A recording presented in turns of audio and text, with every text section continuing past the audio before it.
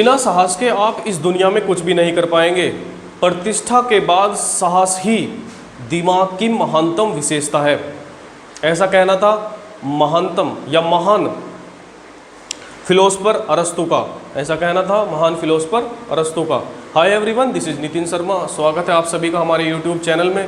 आज कर्मचय और संचय के बारे में बात करेंगे। कर्मचय और संचय के जो फंडामेंटल्स हैं उनके बारे में बात करेंगे, मतलब जो बेसिक रूल्स हैं उन्हीं के बारे में बात करेंगे। कर्मचय और संचय मतलब परम्यूटेशन और कॉम्बिनेशंस के ज़्यादातर क्वेश्चन एक रूल के द्वारा कर सकते हैं या एक प्रिंसिपल के द्वारा कर सकते हैं, और उस प्रिंसिपल का नाम है फंडामेंटल प्रिंसिपल ऑफ काउंटिंग। इसे हिंदी में कह सकते हैं गणना का मूल सिद्धांत। गणना का मूल सिद्धांत कह सकते हैं इसको हम। इसके द्वारा कर्मचय और संचय के अधिकतर क्वेश्चन आसानी से हल किए जा सकते हैं। सभी क्वेश्चन नहीं, लेकिन अधिकतर क्वेश्चन, लगभग 70% क्वेश्चन हम इसी प्रिंसिपल के द्वारा सोल्व कर सकते हैं। क्या है फंडामेंटल प्रिंसिपल ऑफ काउंटिंग, समझते हैं। मान लीजिए मोहन, कोई व्यक्ति है मोहन, और उसके पास 2 पैंट और 3 शर्ट हैं। मोहन के पास 2 पैंट है मान लीजिए और 3 शर्ट हैं। 2 पैंट में मोहन के पास P1 शर्ट, P1 पैंट और P2 पैंट, और 3 शर्ट में S1 शर्ट, S2 शर्ट और S3 शर्ट। ये 3 शर्ट है। मोहन के पास 2 पैंट है और 3 शर्ट है। और आप पूछा जाए कि मोहन के पास कितने तरीके हैं एक जोड़ी पैंट शर्ट पहनने के, मतलब उसे एक पैंट लेनी है और एक शर्ट, तो कितने प्रकार से जोड़े बनाए जा सकते हैं। किसी भी पैंट और किसी भी शर्ट को ले सकते हैं, तो कुल मिलाकर कितनी पॉसिबिलिटीज़ हैं कि वो एक पैंट सेलेक्ट करे और एक शर्ट सेलेक्ट करे। मतलब कितने तरीके हो सकते हैं एक पैंट और एक शर्ट छांटने के लिए। तो उसके लिए हो सकता है मोहन ने P1 पैंट के साथ में S1 शर्ट को लगाया हो, या फिर P1 पैंट के साथ में S2 शर्ट को लगाया हो, या फिर P1 पैंट के साथ में ही S3 शर्ट को लगाया हो। कुछ भी पॉसिबिलिटीज़ हो सकती है। P1 पैंट के साथ में S1 शर्ट, P1 पैंट के साथ में S2 शर्ट और P1 पैंट के साथ में S3 शर्ट। ये तो P1 पैंट की बात हुई। अब इसी प्रकार से वो P2 पैंट के साथ में भी कर सकता है। P2 पैंट के साथ में क्या पता S1 शर्ट लगाई हो, क्या पता S2 शर्ट लगाई हो, क्या S3 शर्ट लगाई हो। तो कुल मिलाकर अगर यहाँ देखा जाए P1 पैंट के साथ में S1 शर्ट भी लगाई जा सकती है, P1 पैंट के साथ में S2 शर्ट भी लगाई जा सकती है, और P1 पैंट के साथ में S3 शर्ट भी लगाई जा सकती है। कुल मिलाकर इधर से 3 पॉसिबिलिटीज़ हैं, मतलब 3 तरीके हो सकते हैं। और यहाँ से भी कितने तरीके हो सकते हैं? 3 तरीके यहाँ से और 3 तरीके यहाँ से। कुल मिलाकर मोहन के पास एक जोड़ी पैंट शर्ट पहनने के 6 तरीके हो सकते हैं।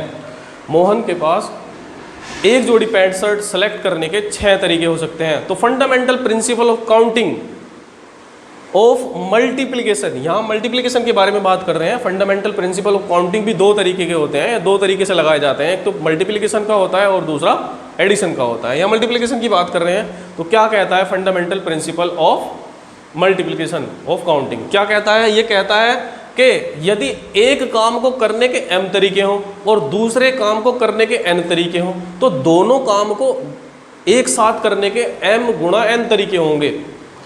अगर एक काम m तरीकों से किया जा सकता हो और दूसरा काम n तरीकों से किया जा सकता हो, तो दोनों काम को एक साथ करने के m गुणा n तरीके हो सकते हैं। देखिए यहाँ पैंट को 2 तरीके से पहना जा सकता था, या तो P1 पैंट या P2 पैंट। यहाँ पर शर्ट को 3 तरीके से पहना जा सकता है, या तो S1 शर्ट, S2 शर्ट या S3 शर्ट। तो कुल मिलाकर कुल तरीके कितने होंगे? 2, क्योंकि 2 तरीके से पैंट पहनी जा सकती है, और 3 क्योंकि 3 तरीके से शर्ट पहनी जा सकती है। तो फंडामेंटल प्रिंसिपल ऑफ काउंटिंग कहता है कि बस दोनों की मल्टीप्लाई कर दीजिए, उससे ही आपका आंसर आ जाएगा, उससे ही आपके टोटल नंबर ऑफ वेज आ जाएंगे। ये करने की आवश्यकता नहीं है। ये कहता है फंडामेंटल प्रिंसिपल ऑफ काउंटिंग। इसी प्रकार से मान लीजिए आपसे कहा गया, एग्जाम्पल के तौर पर आपसे कहा गया कि अंग्रेजी वर्णमाला के 26 अक्षरों में से एक स्वर व एक व्यंजन छांटने के कितने तरीके हो सकते हैं? अंग्रेजी वर्णमाला के अक्षरों में से एक स्वर व एक व्यंजन छांटने के कितने तरीके हो सकते हैं? हम सभी जानते हैं अंग्रेजी वर्णमाला में 26 अक्षर होते हैं, जिनमें 5 स्वर होते हैं, मतलब 5 वॉवेल्स होते हैं, और 21 या 21 व्यंजन होते हैं, जिन्हें कॉन्सोनेंट बोलते हैं। कुल मिलाकर अगर व्यंजन की बात करें तो 5 तरीके से व्यंजन छांटे जा सकते हैं और 21 तरीके से 5 तरीके से स्वर छाटे जा सकते हैं और 21 तरीके से कॉन्सोनेंट यानी कि व्यंजन छाटे जा सकते हैं। तो हमारे पास कुल तरीके कितने हो सकते हैं? एक स्वर और एक व्यंजन को छाटने के कुल तरीके हो सकते हैं 5 × 21 यानी कि 21 पंजे 105। तो कुल 105 तरीके से एक स्वर और एक व्यंजन को छाटा जा सकता है। ये कुल तरीके हैं इसके, एक स्वर और एक व्यंजन को छाटने के। ये जो हम बात कर रहे हैं, ये बात कर रहे हैं हम किसकी? फंडामेंटल प्रिंसिपल ऑफ काउंटिंग की। उसमें भी मल्टीप्लिकेशन के बारे में बात कर रहे हैं। जरूरी नहीं है यहाँ 2 पैंट और 3 शर्ट भी हो, इस तरीके से भी हो सकता है सवाल। मान लीजिए मोहन के पास, इस तरीके से भी हो सकता है, मान लीजिए मोहन के पास 2 पैंट 3 शर्ट और 4 टाई हैं। तो एक पैंट, एक शर्ट और एक टाई पहनने के कुल कितने तरीके होंगे? एक पैंट, एक शर्ट और एक टाई पहनने के कुल कितने तरीके होंगे? उसके लिए बस कुछ नहीं करना, 2 × 3 × 4, 3 दूनी 6 चौक 24। तो कुल मिलाकर कितने तरीके होंगे? 24 तरीके होंगे। अब ये यहाँ 2 चीज़ें थी, पैंट और शर्ट, वहाँ 3 चीज़ें हो गई। मतलब जितनी चीज़ें होंगी उसी के हिसाब से मल्टीप्लाई हो जाएगी। मान लीजिए एक शूज़ भी होते, जूते भी होते, तो फिर जूतों वाली संख्या भी इसमें मल्टीप्लाई करी जा सकती थी। ये फंडामेंटल प्रिंसिपल ऑफ काउंटिंग की बात चल रही है। अब बात एडिशन वाले रूल की करेंगे।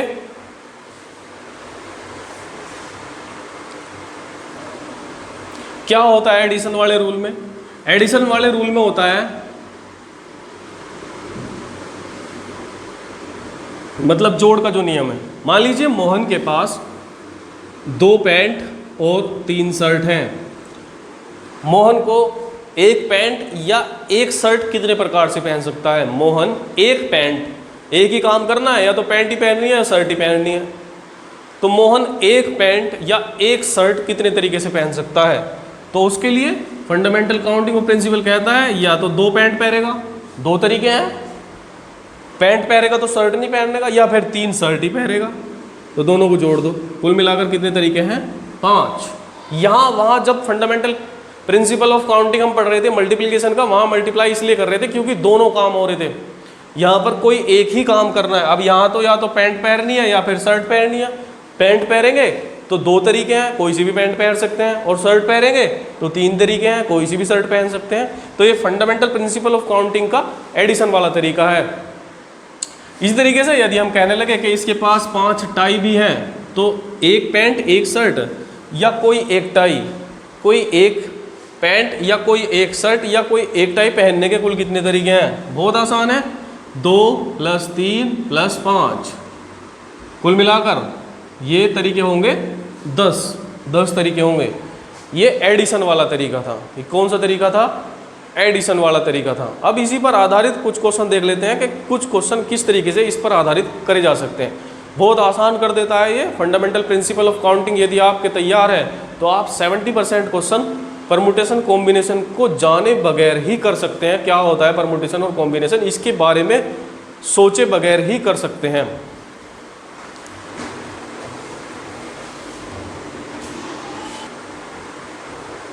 ये क्वेश्चन है, how many numbers of 3 digits can be formed by using the digits 1 2 3 4 and 5। इसमें भी 2 क्वेश्चन है। If repetition is not allowed, second question है if repetition is not allowed, if repetition is allowed. मतलब 1 2 3 4 5 से 3 अंकों की कितनी संख्याएं बनाई जा सकती हैं? 1 2 3 4 5 अंकों का यूज करेंगे और 3 अंकों की कितनी संख्याएं बनाई जा सकती हैं? पहला क्वेश्चन है उसमें अंकों की पुनरावृत्ति न हो, मतलब जो अंक एक बार आ गया वो दोबारा नहीं आना चाहिए। जैसे मान लीजिए आपसे कहा गया 2 3 2, ये इसमें शामिल नहीं होगा क्योंकि 2 इसमें 2 बार आ गया। अंकों की पुनरावृत्ति होगी। पहले सवाल की बात कर रहे हैं हम, इस वाले की। या फिर इस तरीके से नहीं आ सकता 2 3 3, ये भी नहीं आएगा क्योंकि इसमें 3 2 बार रिपीट हो गया। या फिर 3 3 3, ये जहाँ तो 3 बार हो गया, ये भी नहीं होगा। तो इस टाइप के क्वेश्चन को कैसे करेंगे? अब इसमें 3 अंकों की संख्या बनानी, तो 3 अंकों की संख्या बनानी है। 3 अंक होंगे, जाहिर सी बात है। मान लीजिए 3 अंकों की संख्या में आपको 3 अंक सेट करने हैं, 3 अंक लिखने हैं, व्यवस्थित करने हैं। तो किस तरीके से करेंगे 3 अंकों को? मान लीजिए पहला काम है आपका, इवेंट ए है, ये इवेंट बी है और ये इवेंट सी है। मतलब 3 काम करने हैं आपको और तीनों काम को देखना है कितने कितने तरीके से हो सकते हैं। अब 3 अंकों की संख्या बनानी तो 3 काम करने पड़ेंगे। 1 2 3 4 5 3 अंकों की संख्या बनानी तो यहाँ पहले काम को करने के कुल कितने तरीके हो सकते हैं? 5 तरीके। अब कोई सी भी संख्या लिख सकते हैं इसमें से, हम 1 भी ले सकते हैं, 2 भी, 3 भी, 4 भी, 5 भी, 1 2 3 4 5 कोई सी भी संख्या लिख सकते हैं। पहले वाले इवेंट में, पहले वाले काम में या पहले वाले बॉक्स में कोई सी भी एक संख्या भरी जा सकती है। 5 तरीके हैं हमारे पास, मतलब पहले काम को करने के कुल कितने तरीके हैं हमारे पास? 5। पहले काम को हम 5 तरीके से कर सकते हैं। लेकिन जब हमने यहाँ पर एक अंक यूज कर लिया, पता नहीं कौन सा अंक यूज करा, क्या पता 5 कराओ, क्या पता 4 कराओ, 3 कराओ, कोई सा भी एक अंक यूज कर चुके हैं हम पहले वाले काम में, तो दूसरे वाले काम में उस अंक को हम दोबारा यूज नहीं करेंगे, क्योंकि इसमें कहा गया कि अंकों की पुनरावृत्ति न हो। अब हमें तो पता नहीं यहाँ पे कौन सा अंक आ गया होगा, तो जो भी अंक होगा वो दोबारा नहीं आना चाहिए। इसमें कहा गया अंकों की पुनरावृत्ति न हो। तो अगर यहाँ 5 है तो यहाँ कितने तरीके हैं हमारे पास करने के इस काम को? 4 तरीके, क्योंकि हम एक काम या एक अंक का यूज तो पहले ही कर चुके, उसकी हमें पुनरावृत्ति नहीं करनी है। हमें नहीं पता यहाँ कितने अंकों का यूज, कौन से अंक का यूज करा है, लेकिन कर चुके किसी न किसी का। तो अब इनमें से कोई ना कोई एक घट गया होगा, वो चला गया होगा पहले स्थान पर, तो दूसरे स्थान के लिए बस हमारे पास 4 ही तरीके हैं। दूसरे काम को करने के 4 ही तरीके हैं। अब तीसरे काम को करने के इसी हिसाब से कितने तरीके होंगे? 3, क्योंकि 2 अंक तो हमने पहले ही यूज कर चुके। तो कितना हो गए? सबकी मल्टीप्लाई कर दो, क्योंकि फंडामेंटल प्रिंसिपल ऑफ काउंटिंग कहता है किसी काम को करने के m तरीके, n तरीके और p तरीके, तो उनमें से एक एक काम को करने के कितने तरीके? m गुणा n गुणा p, मतलब इनकी सबकी मल्टीप्लाई कर दो। यही fundamental counting of principle, fundamental principle of counting कहता है। 5 चौक 20 या 60, तो इसके कुल तरीके कितने होंगे? 60। या कुल संख्याएं कितनी बनेगी? ये 60 संख्याएं बनेगी, ऐसी संख्याएं जिनमें इन अंकों का यूज होगा और किसी भी अंक की पुनरावृत्ति नहीं होगी। अब इसके दूसरे सवाल की बात कर लेते हैं। ये पहला सवाल था, दूसरे सवाल की बात करते हैं। इसमें कहा गया है अंकों की पुनरावृत्ति हो सकती है, मतलब जो अंक एक बार आ गया वो दोबारा आ सकता है, ऐसा नहीं है इसमें नहीं हो सकती। मान लीजिए ये संख्या इसमें आ सकती है, क्योंकि अंकों की पुनरावृत्ति हो रही, कह रहा है कि अलाउड है, रिपीटेशन इज अलाउड। जब अलाउड होगा रिपीटेशन, मान लीजिए यहाँ भी आपको 3 काम करने हैं, 3 अंकों की संख्या बनानी है तो 3 काम करने हैं भाई। पहला अंक ढूंढना है, दूसरा अंक ढूंढना है, तीसरा अंक ढूंढना है, तो 3 ही काम करने हैं। तो यहाँ पर पहले बॉक्स को भरने के आपके पास कितने तरीके हो सकते हैं? 5 तरीके, क्योंकि आप कोई सा भी अंक ले सकते हैं। और दूसरे बॉक्स को भरने के भी कितने तरीके हो सकते हैं? 5 तरीके, क्योंकि कहा गया जो एक बार कर दिया, एक बार अंक भर दिया, उसे दोबारा भर सकते हैं। तो यहाँ भी 5 तरीके और यहाँ भी कितने तरीके हो सकते हैं? 5।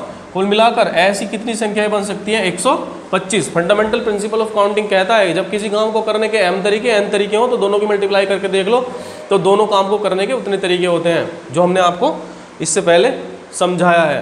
अब दूसरा क्वेश्चन लेते हैं, इसी प्रिंसिपल पर आधारित, फंडामेंटल प्रिंसिपल ऑफ काउंटिंग पर आधारित दूसरा क्वेश्चन लेते हैं।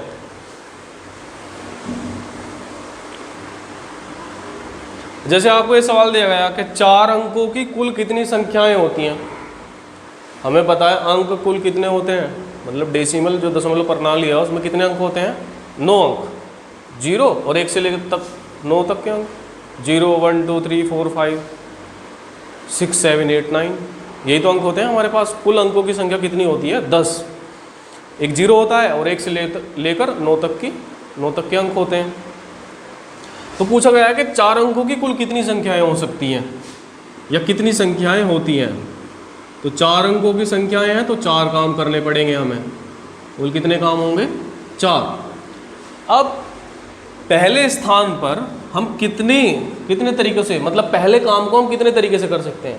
पहले काम को हम 9 तरीके से कर सकते हैं। संख्याएं तो हमारे पास 10 हैं, लेकिन पहले काम को करने के या पहले बॉक्स को भरने के हमारे पास 9 ही तरीके हैं। क्योंकि अगर हमने पहले बॉक्स में 0 भर दिया तो फिर संख्या वो 4 अंकों की नहीं होगी, फिर 3 अंकों की संख्या होगी। मान लीजिए यहाँ पे 0 और 3 5 यूँ कर दिया तो संख्या 4 अंकों की थोड़ी बची, 3 अंकों की बची। तो पहले बॉक्स को भरने के हमारे पास कुल कितने तरीके हैं? 9 तरीके। हमारे पास पहले बॉक्स को भरने के कुल कितने तरीके हैं? 9 तरीके। लेकिन दूसरे बॉक्स को भरने के कितने तरीके हैं? 10 तरीके। अब कोई सी भी संख्या चूज कर सकते हैं हम, 10 अंक है ना हमारे पास, कोई सा भी अंक ले सकते हैं। तो दूसरे बॉक्स को भरने के कुल कितने तरीके हुए? 10 तरीके। तीसरे बॉक्स को भी कितने तरीके हुए? 10। और चौथे बॉक्स को भरने के भी कुल कितने तरीके हुए? 10। अब इसमें ये थोड़ी कहा गया कि पुनरावर्ती ना हो, इसमें तो सब संख्या लेंगे हम, इसमें तो सब पुनरावर्ती हो सकती है। मान लीजिए बीच में 9999 भी पड़ेगा, तो वो भी तो 4 अंकों की संख्या है। इसमें पूछा गया 4 अंकों की कुल कितनी संख्या होती है, उससे मतलब नहीं है कि रिपीटेशन हो रहा है या नहीं हो रहा, वो तो टोटल संख्या देखनी है हमें। टोटल संख्या में तो रिपीटेशन वाले संख्याएं भी आएंगी। तो कुल मिलाकर यहाँ 9 × 10 × 10 कुल मिलाकर ये संख्या कितनी हो जाएगी? 9000। मतलब 4 अंकों की कुल संख्याएं होती हैं 9000। 4 अंकों की कुल संख्याएं कितनी होती हैं? 9000। इसी तरीके से अगला सवाल ले लेते हैं। एक सिक्के को 3 बार उछाला जाता है, मतलब कुल मिलाकर 3 काम हो रहे हैं। पहला काम किया, दूसरा काम किया और तीसरा काम किया। अब जब सिक्के को एक बार उछाला जाएगा तो 2 संभावनाएं हैं। 2 संभावनाएं हमारे पास, या तो हेड होगा या टेल होगा। सिक्के को एक बार उछालने पर 2 संभावनाएं बनती हैं, या तो हेड होता है या तो टेल होता है। कुल मिलाकर यहाँ भी 2 संभावनाएं। पहली बार उछाला गया तो 2 संभावनाएं, दूसरी बार उछाला जाएगा तब भी कितनी संभावनाएं होंगी? 2। और तीसरी बार उछाला जाएगा तब भी कितनी संभावनाएं होंगी? 2। एक सिक्के को एक बार उछालने पर 2 संभावनाएं बनती हैं, 2 पॉसिबिलिटीज बनती हैं, या तो हेड आता है या तो टेल आता है। तो यहाँ भी 2 संभावनाएं, यहाँ भी। कुल मिलाकर संभावनाएं कितनी है? 8। कुल 8 पॉसिबिलिटीज हैं एक सिक्के को 3 बार उछालने पर। देखते हैं एक बार इसका प्रैक्टिकल भी देखते हैं क्या क्या हो सकती है। मान लीजिए पहली बार उछाला गया तब भी टेल, दूसरी बार उछाला गया तब भी टेल, तीसरी बार उछाला गया तब भी टेल। ये भी तो संभावना है, ऐसा भी तो हो सकता है कि पहली बार में भी टेल, दूसरी बार में भी टेल, तीसरी बार में भी टेल। या फिर ऐसा हो सकता है टेल टेल हेड, या फिर ऐसा हो सकता है टेल हेड टेल, या फिर ऐसा हेड टेल टेल। कोई सी भी संभावना हो सकती है इन सब में से। या ऐसा भी हो सकता है कि तीनों बार क्या आया हो? Head head head. या फिर ऐसा आया हो हेड हेड टेल, या फिर ऐसा आया हो हेड टेल हेड, या फिर ऐसा आया हो टेल हेड हेड। बस इनके अलावा कोई संभावना बनती नहीं, इनके अलावा कोई संभावना संभव ही नहीं है। कुल मिलाकर कितनी संभावनाएं हैं? 8 संभावनाएं। जब एक सिक्के को 3 बार उछाला जाता है तो कुल 8 पॉसिबिलिटीज बनती हैं आउटकम आने की। कुल 8 तरीके से आउटकम आ सकते हैं। ठीक है, तो परिणाम कितने तरीके से आ सकते हैं? 8 तरीके से। अब अगले क्वेश्चन के बारे में बात कर लेते हैं।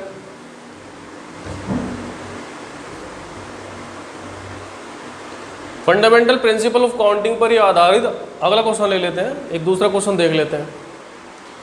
अंकों 1 2 3 4 5 6 का प्रयोग करके 3 अंकों की कुल कितनी सम संख्याएं बनाई जा सकती हैं जबकि अंकों की पुनरावृत्ति हो सकती हो। मतलब इन्हीं अंकों का यूज करना है, 3 अंकों की सम संख्याएं बनानी है और अंकों की पुनरावृत्ति, मतलब एक अंक जो आ गया वो दोबारा भी आ सकता है। कुल मिलाकर 3 अंकों की संख्याएं बनानी है, मतलब 3 काम करने हैं। यहाँ ध्यान रखने वाली बात यह है कि सम संख्याएं बनानी है। अब सम संख्याएं में मान लीजिए हमें देखना है 425 सम है या विषम, तो सबसे लास्ट वाला अंक ही तो देखते हैं इसमें, ये विषम है, सबसे लास्ट का अंक देखकर पता लगाते हैं। इसी प्रकार से हमें यहाँ सम संख्याएं बनानी है तो सबसे लास्ट वाले अंक पर ध्यान देना पड़ेगा। अब सबसे लास्ट वाला अंक या सबसे लास्ट वाले काम को करने के कुल कितने तरीके हो सकते हैं? अब इस स्थान पर या तो हम 2 भर सकते हैं, या 4 भर सकते हैं, या 6 भर सकते हैं। तो कुल हमारे पास कितने तरीके हैं इस काम को करने के? 3 तरीके हो सकते हैं। अब यहाँ पे अगर हमने 1 भर दिया तो विषम संख्या बन जाएगी, तो 1 तो भर नहीं सकते, या तो 2 भर सकते हैं, या 4 या 6। तो कुल 3 तरीके हैं हमारे पास इस काम को, तीसरे काम को करने के। और इन काम को करने के कितने तरीके हैं? 6 तरीके। कोई सा भी अंक भर सकते हैं। जो अंक यहाँ पे आया पता नहीं कौन सा होगा वो भी भर सकते हैं, क्योंकि अंकों की पुनरावृत्ति हो सकती है। और इस काम को करने के भी कुल कितने तरीके हैं? 6 6 36 या 108। कुल मिलाकर 108 ऐसी सम संख्याएं बन सकती हैं जो इन अंकों का यूज करके बनाई गई है, मतलब इन अंकों का प्रयोग करके बनाई गई है, और जिसमें अंकों की पुनरावृत्ति भी हो सकती है। कुल मिलाकर ऐसी कुल कितनी संख्या बन सकती है? 108 संख्याएं बन सकती हैं।